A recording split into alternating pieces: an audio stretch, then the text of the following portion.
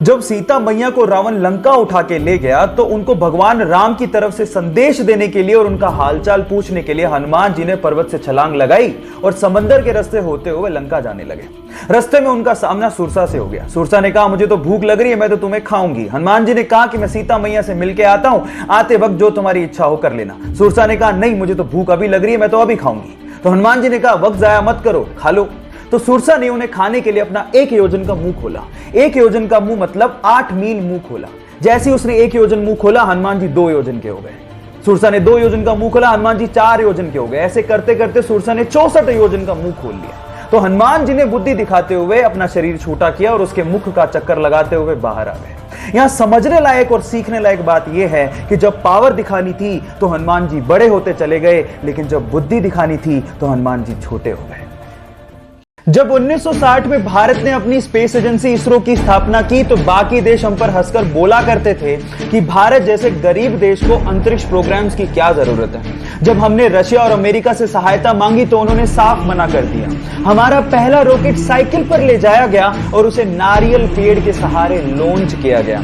इतने बुरे दिन देखने के बावजूद भी आज इसरो ने भारत को अंतरिक्ष प्रोग्राम्स में बुलंदियों पर पहुंचा दिया है। भारत 2013 में मंगल ग्रह पर पहली ही कोशिश में पहुंचने वाला पहला देश बना और साथ ही साथ इसरो ने 2017 में एक ही रॉकेट से 104 सैटेलाइट को लॉन्च करके रिकॉर्ड बना दिया। और आज इसरो वर्ल्ड की रिनोन्ड स्पेस एजेंसीज में से एक है। So proud to be an Indian. Kargil युद्ध में हमारे देश के लिए लड़ रहे देवेंद्र पाल सिंह जी ग्रेनेड हमले की वजह से बुरी तरह से घायल हो गए। इस वजह से डॉक्टर्स को उनका एक पैर काटना पड़ा और डॉक्टर्स ने यह तक कह डाला कि आप कभी अब चल नहीं पाओगे। लेकिन उन्होंने डॉक्टर्स को जवाब दिया कि आप चलने की बात करते हो, मैं आपको दौड़ के बताऊंगा। उनकी इच्छा शक्ति और 10 साल की कड़ी मेहनत के बाद आज वो इंडिया के सबसे सक्सेसफुल ब्लेड रनर हैं और आज उनके नाम पर 2 Guinness book of world records भी हैं। गाइस, यहां सीखने लायक बात यह है कि इंसान तब तक नहीं हारता जब तक वो अंदर से हार ना मान जाए। इसलिए अपने आप पे विश्वास रखो और आगे बढ़ते चलो। गाइस, आप लोगों ने अपनी लाइफ में कभी ना कभी एटीएम मशीन तो इस्तेमाल की होगी, लेकिन क्या आप लोगों ने कभी सोचा है कि एटीएम मशीन को इन्वेंट किसने किया था?